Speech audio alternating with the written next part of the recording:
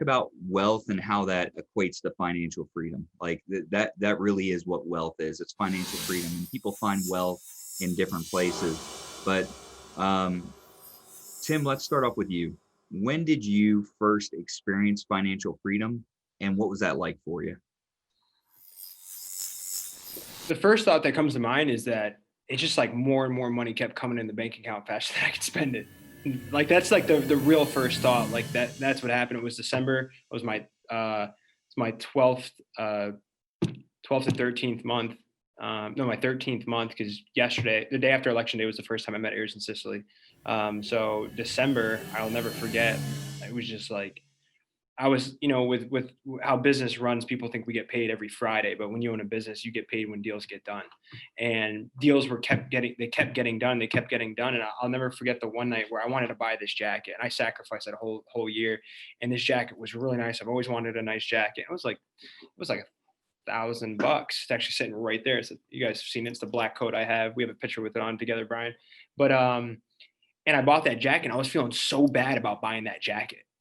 And then like a commission statement came through, and it was like an $1,800 direct deposit from Moo. And then I woke up the next day and I had like a couple $1,000 more in deposits. And it was just like way more. Financial freedom is coming when way more is coming in than is going out. And that's what it felt like. And then, it just didn't stop. And then a couple weeks later, I booked a trip to the Dominican Republic. It was the first time that I flew first class. I went down there by myself, and it just, that's when it became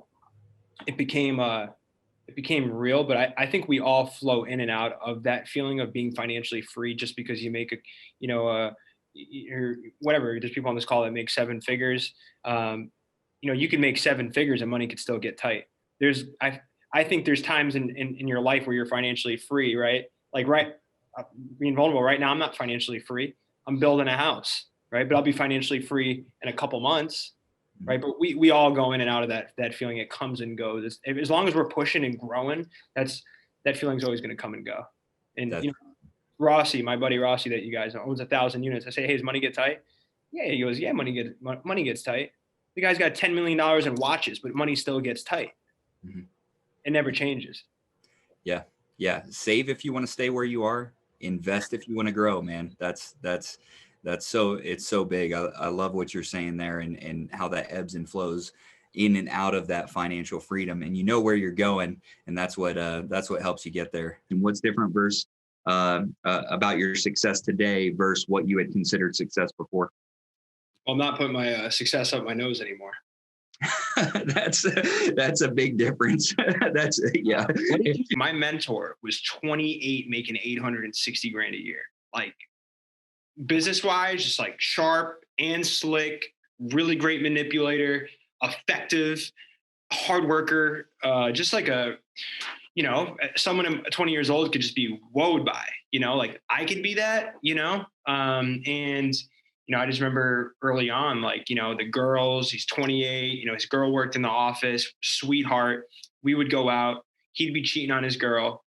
And I'd walk in the office and she'd be like, oh, how was your night last night? And I'd be like my insides were just like wrenched, and just like that wasn't success to me looking back. Like, yeah, I got these cool little plaques and whatnot, but like, you're not successful. Like you're doing that every weekend. Like, you're doing things that you shouldn't be doing twice a week. You're drinking every night. You're buying stuff to be somebody. You're putting stuff up your nose. You think you're a rock star, but you're on performance enhancement drugs all week.